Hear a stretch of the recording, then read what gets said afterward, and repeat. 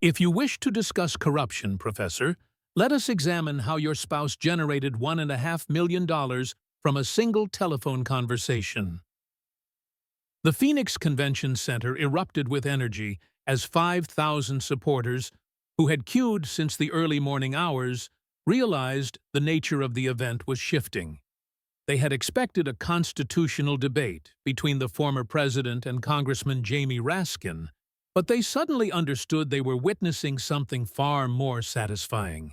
It was becoming a systematic dismantling of credibility using hard documentation rather than mere political rhetoric.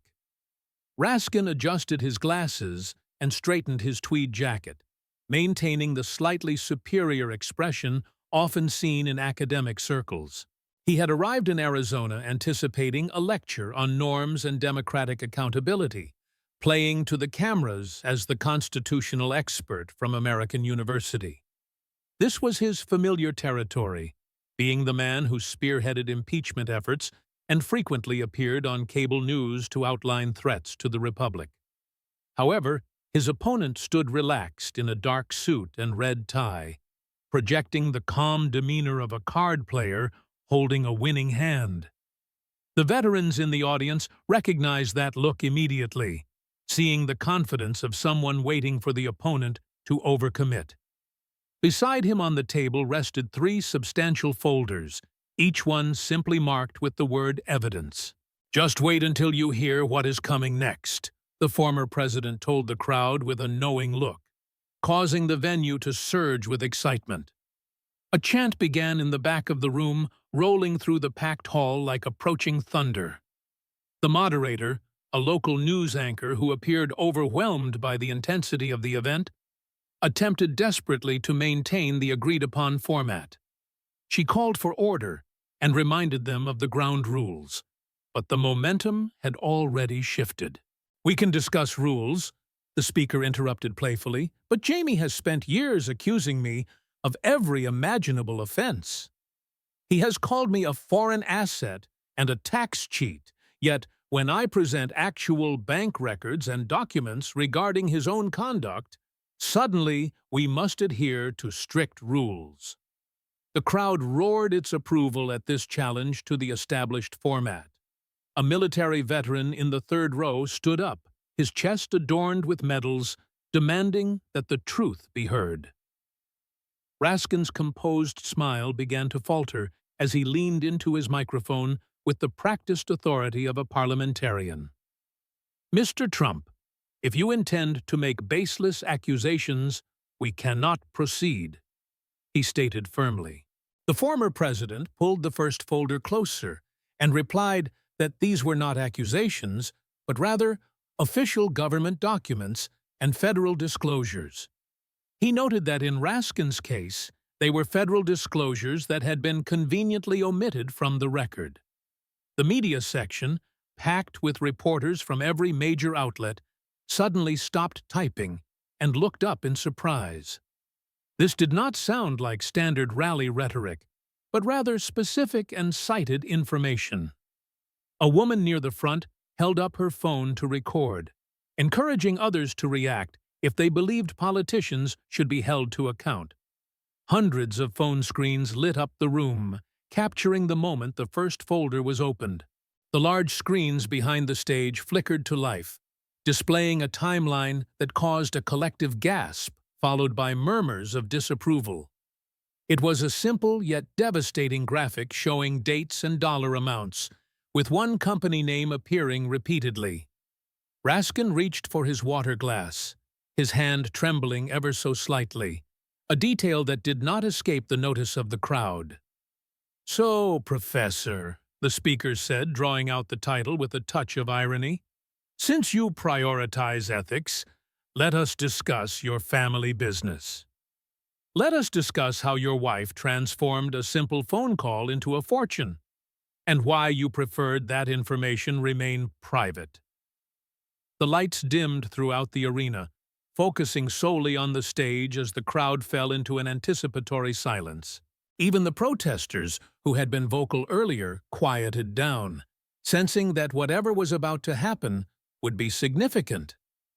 The speaker used a laser pointer to circle a section of the timeline, noting the irony of using a tool favored by academics. Let me set the scene for you. It is 2017, and while my family was settling into the White House, your wife Sarah was joining the board of a fintech company. He paused, looking at Raskin with feigned confusion, noting that when a former Federal Reserve official joins a corporate board immediately after leaving public service, it is often criticized. You refer to this as the revolving door when it involves your political opponents, do you not? Raskin attempted to interject, but was silenced with a reminder that it was not yet his turn to speak. The crowd laughed as the speaker continued, seemingly in his element. So Sarah joins this board in May 2017, which was impeccable timing considering the company had just applied for a very specific banking privilege. They were seeking a federal master account, and perhaps you could explain to the audience what that entails. Raskin shifted in his seat, defining it as a technical banking designation, but was interrupted before he could finish. It is essentially a golden ticket, the speaker corrected, allowing a company to bypass traditional banks and access the federal payment system directly. He explained that it is an exclusive privilege, noting that only one fintech company in the country has ever received it. He let that fact hang in the air before asking the crowd to guess which company it was. The company applied for this account in June 2017 and was initially rejected, told to try again another time. But then, the speaker noted with a snap of his fingers, something quite remarkable occurred. The screen changed to display a phone log stamped with the seal of a Federal Reserve Bank. One entry was highlighted in bright yellow, showing Sarah Bloom Raskin placing a personal call to the president of the Kansas City Fed. It was not a call through lawyers or proper channels, but a personal inquiry from a former insider. The crowd was dead silent now, hanging on every word of the explanation. Suddenly and miraculously, the company's second application is approved in 2018, making them the only fintech firm to receive this designation. The speaker turned to face Raskin directly, suggesting with sarcasm that perhaps he was missing something. Maybe it is just a coincidence that your wife, who knew exactly which strings to pull, made a call that preceded this approval. Is that what you expect these people to believe? He asked, as Raskin's face flushed. Raskin stammered about his wife's professional qualifications, but the speaker cut in to agree she was certainly qualified enough to know the value of her shares. She knew exactly what that stock would be worth once the company secured that unique federal status. The number appeared on the screen, $1.5 million. That is the amount Sarah sold her shares for in December 2020. Cashing out nearly 200,000 shares. That is more money than many families earn in a decade, generated from 2 years on a board and one influential phone call. A teacher in the audience stood up, her voice shaking with emotion as she compared her modest salary to the windfall being described. The crowd erupted in support, rising to their feet as the noise level increased. The speaker waited for the room to settle, a faint smile playing on his lips as the narrative took hold. But that is not even the most interesting part, he continued, pivoting to the legal requirements for members of Congress. You are required by law to disclose financial dealings within roughly 45 days to keep the public informed. He held up a physical document for the cameras, identifying it as Raskin's financial disclosure form filed in August 2021. The timeline on the screen highlighted a significant gap between the transaction in December 2020 and the filing 8 months later. You waited 8 months to report a transaction of that magnitude, which is a violation of the reporting statutes. Raskin spoke quietly, mentioning that they had lost their son during that period and for a moment, a look of genuine sympathy crossed the speaker's face. "I am truly and deeply sorry for your loss, Jamie. No parent should endure such a tragedy." The speaker's voice softened, acknowledging the sincerity of the grief, but he pressed on with the timeline of professional activities. During that same period, however, you were leading a major impeachment effort and functioning fully as a member of Congress. You conducted interviews, wrote articles, and stood in the Senate prosecuting a case for hours. Raskin had no immediate response to this juxtaposition of his activity levels. You found time to impeach a president, yet lacked the time to file a simple 2-page form regarding $1 million payout. The law applies equally to everyone, Jamie, and as a constitutional law professor, you know that better than anyone. An elderly man wearing a veteran's cap shouted out that his grandson couldn't get a small business loan while others profited from connections. The speaker nodded in agreement, noting that while ordinary citizens play by the rules and work multiple jobs, the politically connected seem to operate differently. He produced another document, describing it as an ethics complaint filed against Raskin, listing failures to disclose holdings and sales. They are calling for a full investigation into these violations, he stated. Raskin attempted to dismiss the complaint as politically motivated, but the speaker shot back that the law itself is not partisan. These are the ethics rules your party championed, and you simply did not believe they applied to you. The screen split into 2 images, one of Raskin demanding transparency in 2019, and the other showing his delayed disclosure. A video clip played of Raskin declaring that public officials must be held to the highest standard and that the public has a right to know about conflicts of interest. The crowd booed loudly at the contrast, prompting the moderator to cover her ears. "No exceptions and no excuses. Those were your words," the speaker repeated, reading from the screen. He closed the first folder and looked directly at the congressman, summarizing the situation. "Your wife earned a fortune from a connection. You failed to disclose it for months, and then blamed grief despite being professionally active.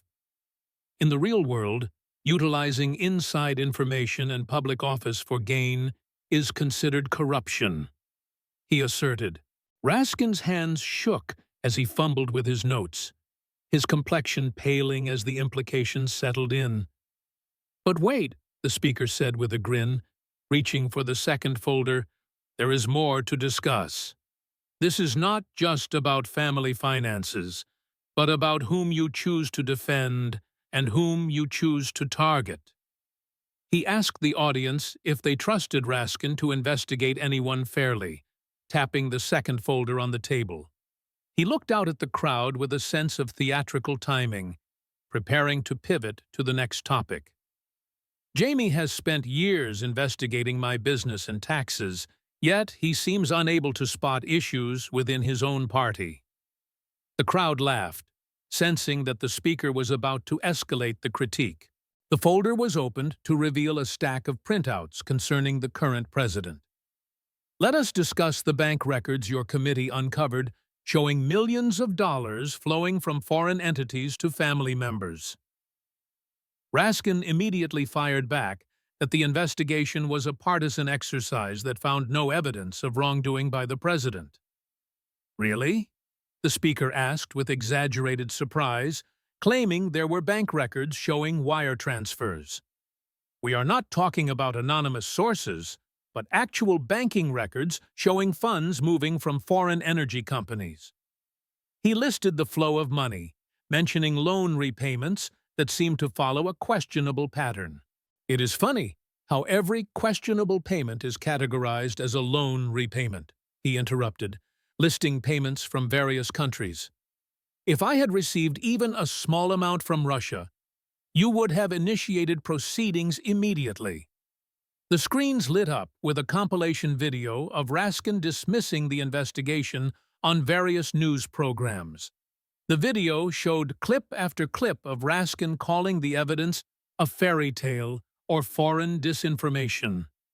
The speaker let the video play, allowing Raskin's own words to accumulate before freezing the frame on a quote calling the investigation a debunked lie.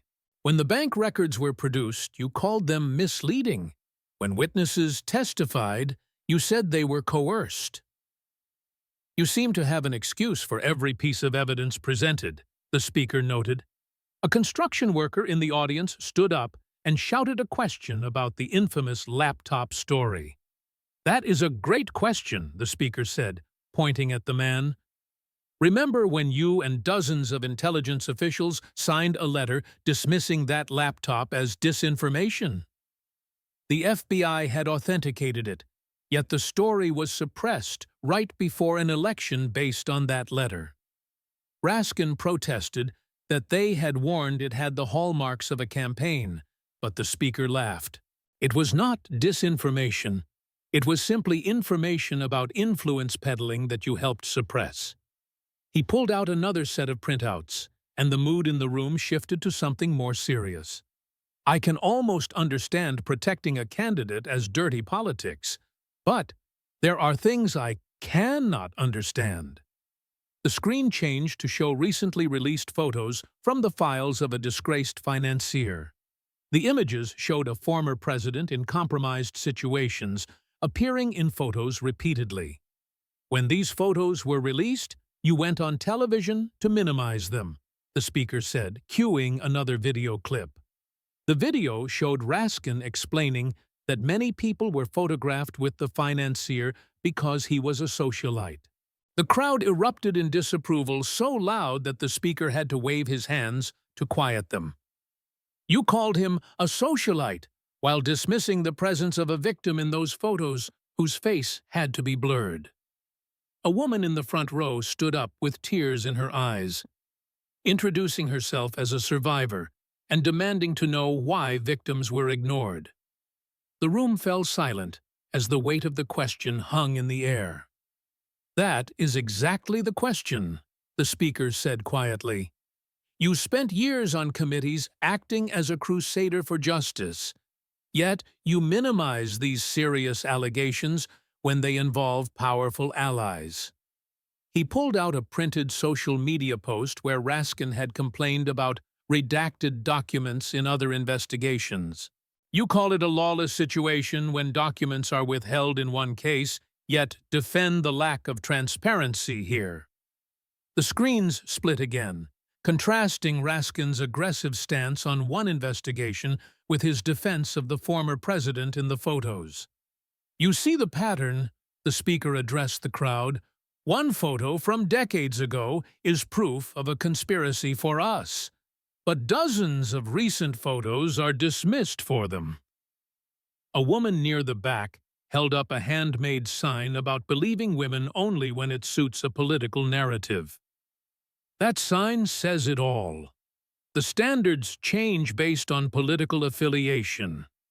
He turned back to Raskin, his voice taking on a sharper edge. "You ruined lives and bankrupted people based on dossiers that were later discredited." Raskin began to argue about the findings of previous investigations, but the speaker's voice rose. "After years and millions of dollars, they found no collusion. Yet, you simply moved on to the next crisis." He leaned forward, dropping his voice to a conversational tone. "When there are actual bank records and photos involving your allies, you dismiss them as conspiracies. The difference is simple. I was investigated for fabricated narratives, while you ignore documented issues regarding your associates." He pulled a final document from the second folder, a letter requesting a formal correction of the record regarding the disinformation claims. "You called investigators liars and accused them of wasting money, yet your own committee spent millions. What crimes did you prove, considering I am standing here today without an insurrection charge?" The room exploded with applause, and a chant of "show trial" spread through the crowd like wildfire. The speaker waited for it to subside before delivering his next point. "You speak of threats to democracy, while running a partisan tribunal and defending corruption. You do all of this while your own family profited from the very government connections you claim to police. He closed the second folder with a sharp snap. The American people see the double standard and are tired of being lectured on ethics by those who lack them. Raskin's face had lost its color, and he gripped the table, seemingly resigned to the situation. "But what truly bothers me," the speaker said, reaching for the third folder, "is how the justice system was weaponized. You turned federal agencies and committees into tools of political persecution." He scanned the crowd and asked a gentleman in the fifth row to stand up. An older man in a blue shirt stood slowly, looking nervous but determined. "Could you tell everyone your name and what happened to you?" the speaker asked gently. "My name is Robert Henderson from Pennsylvania," the man said, his voice growing stronger.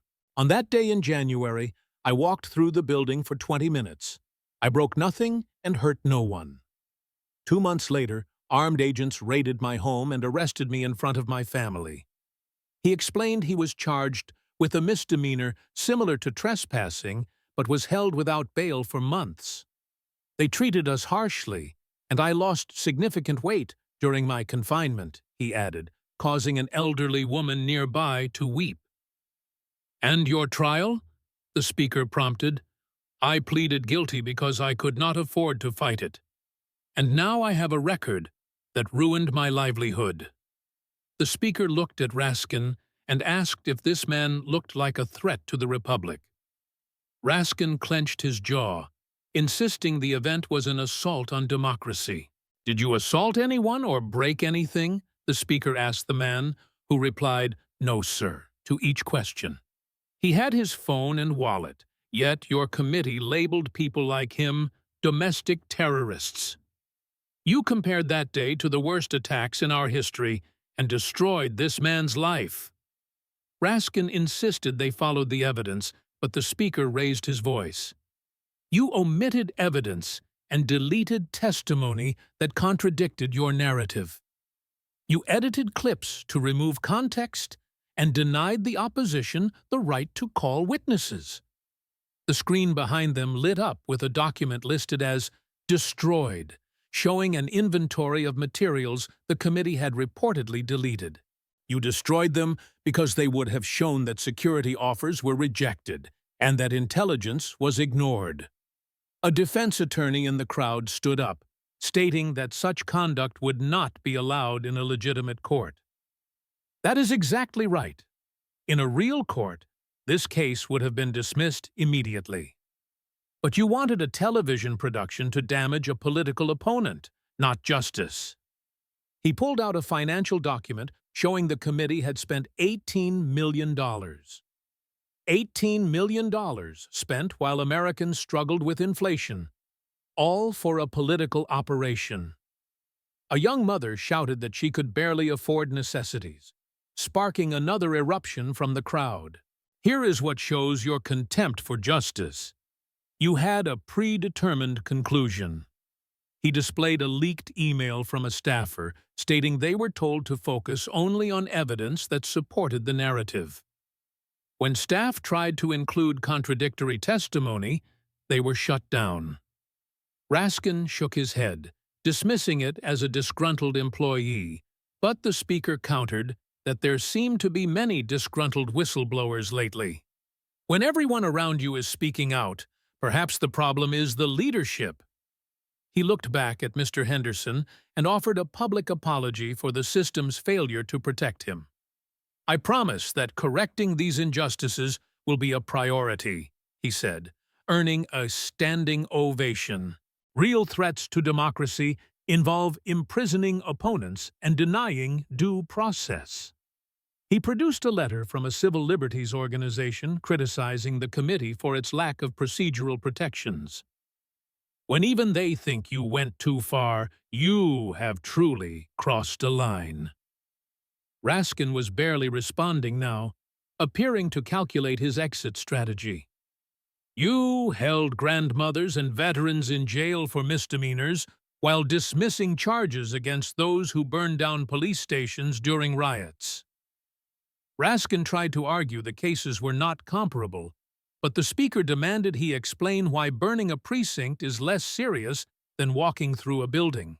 Real accountability means everyone gets a fair trial, even those you disagree with politically. The First Amendment applies to everyone, not just one party. He closed the third folder and looked into the camera. This is what happens when power is given to those who believe they are above the law. They will investigate you for crimes you did not commit, while ignoring the ones they did. The difference is that I built businesses and created jobs, while you have spent your life in government theory. You have never risked anything, yet you take credit for the work of others. The crowd began chanting again, but the speaker held up his hand. I have 2 more folders, Jamie. Shall we continue? Raskin whispered that this was character assassination, but the speaker laughed without cruelty. I am presenting your actions and facts, not attacking your character. If you dislike how these facts look, perhaps you should have acted differently. He opened the 4th folder to discuss the concept of privilege. Let us talk about the life you live versus the life regular Americans live. He held up Raskin's actual financial disclosure form to compare incomes. The screen split to show Raskin's congressional salary, teaching income, and book royalties against the median American income. Jamie makes over 5 times what the average American family earns, the speaker noted. He then added Sarah's income before her resignation, showing a combined family income of nearly $700,000 a year. He gestured to the teacher who spoke earlier. The Raskin family makes more in 6 weeks than you make in a year. Yet he has the nerve to lecture you about inequality. A worker in the back shouted about being audited for small mistakes, while Raskin faced no consequences for his omission. That is exactly right. The system pursues you for small errors, but ignores their massive ones. Photos of Raskin's Maryland home appeared, showing a property worth millions. His house is worth 6 times the average American home. Raskin started to say it wasn't fair, but the speaker cut him off. What isn't fair is hiding the truth about how you live while preaching about wealth redistribution. He showed the tuition costs for the private school Raskin's children attended, contrasting it with the cost of college for most families. The scandal is the hypocrisy. He lives like the top 1% while preaching socialism. He opposes school choice for your kids while sending his own to elite private institutions. A compilation of Raskin's quotes about taxing the wealthy appeared on screen, with his own financial numbers displayed underneath. He thinks he deserves his wealth because he is part of the elite, but if you build a business, you are considered greedy. He produced Raskin's voting record on taxes, noting he voted to raise taxes on the wealthy. By your own definition, you are wealthy, so why have you not voluntarily paid more? You could write a check to the Treasury today, but you pay only what you owe, just like everyone else. A restaurant owner stood up, complaining about tax hikes that forced him to lay off staff. Higher taxes do not hurt people with guaranteed government salaries. They hurt those trying to build something. He listed the speaking fees Raskin received for talking about inequality to wealthy audiences. The irony is thick enough to cut with a knife. The speaker walked to the edge of the stage.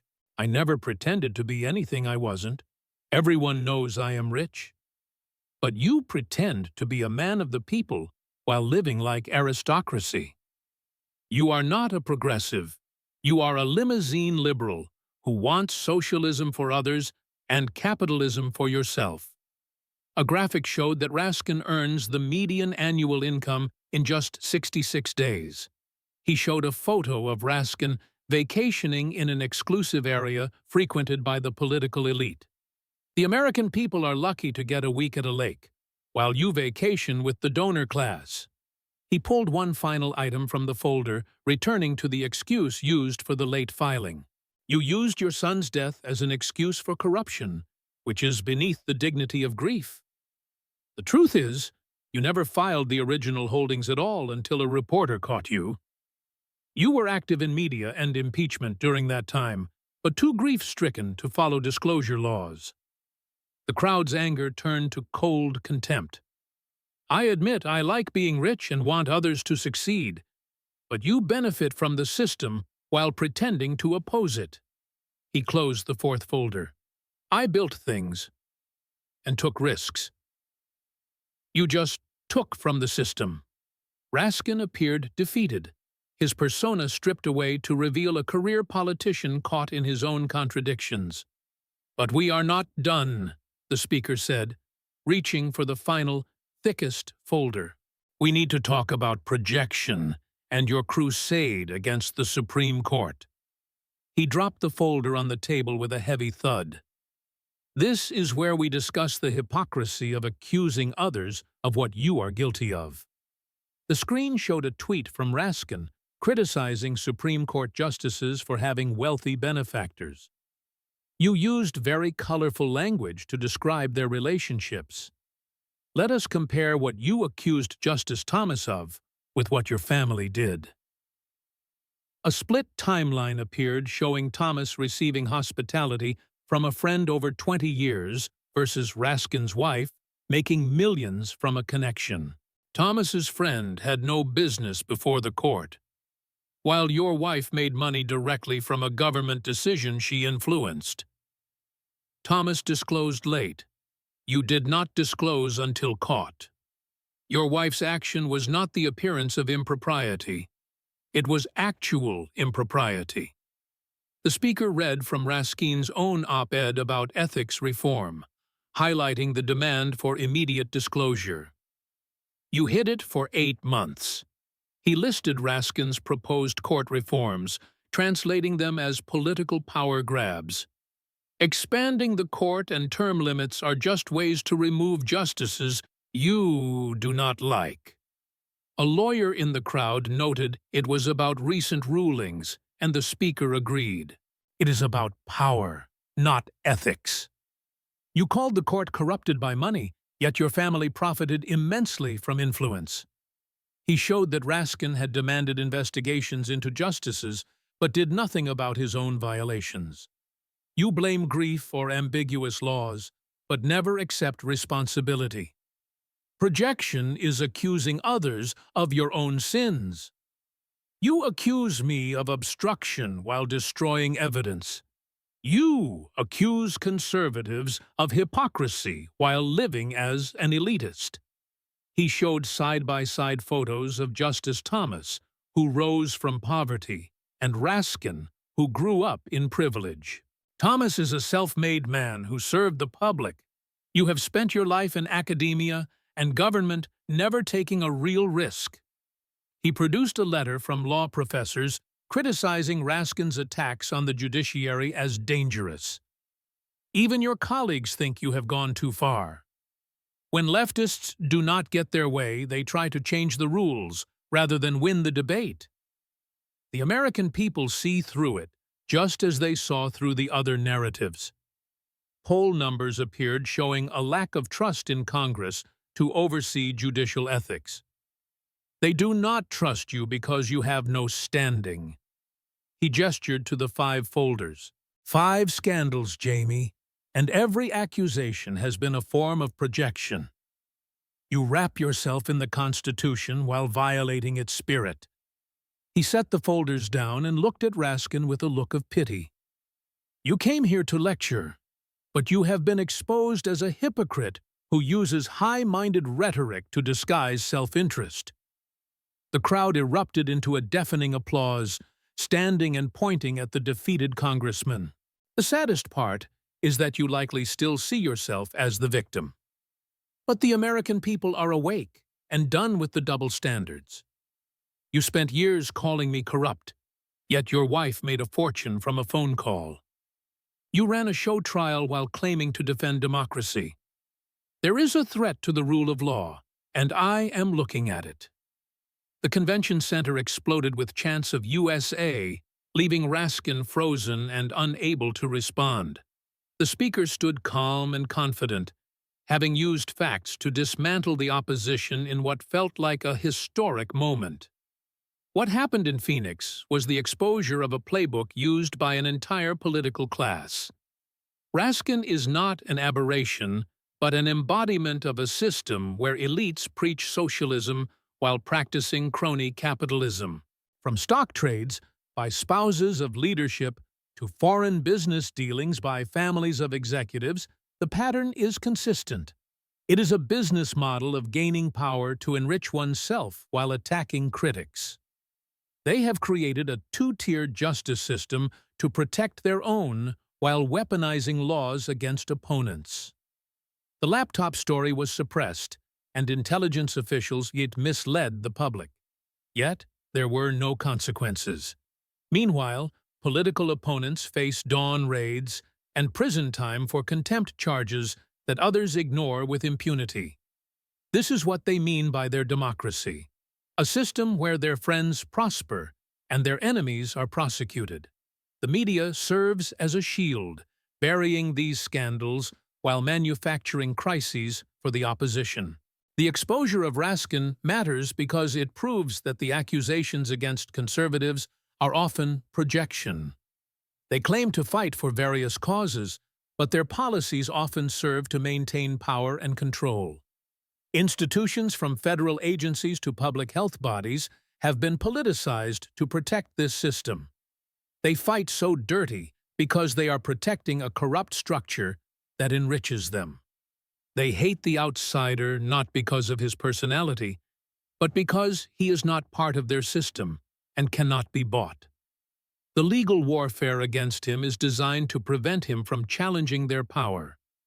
The real threat is the systemic corruption and the weaponization of government. Raskin is a perfect example, investigating imaginary crimes while committing real ones, and getting rich from government while lecturing on inequality. When politicians get rich from government, they cease to serve the people. This corruption leads to bad policy, inflation, and institutional decay. But the American people are realizing the truth. They see through the narratives and the media spin. The movement represents a rejection of this corrupt class and a demand for accountability. The Phoenix confrontation showed that the emperor has no clothes. It proved that the system is rigged but can be exposed with evidence.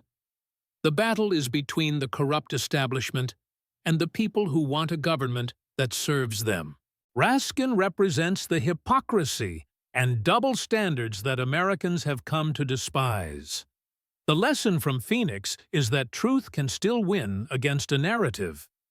The question is whether Americans will apply this lesson to every corrupt official and compromised institution.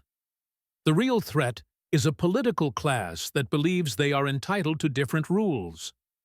Raskin learned this the hard way, and the rest of the establishment should take note. This is what accountability looks like when someone has the courage to demand it.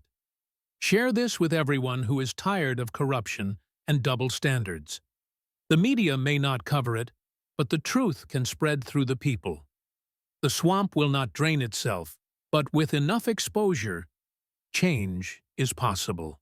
Raskin was schooled, and now the question is who will be next?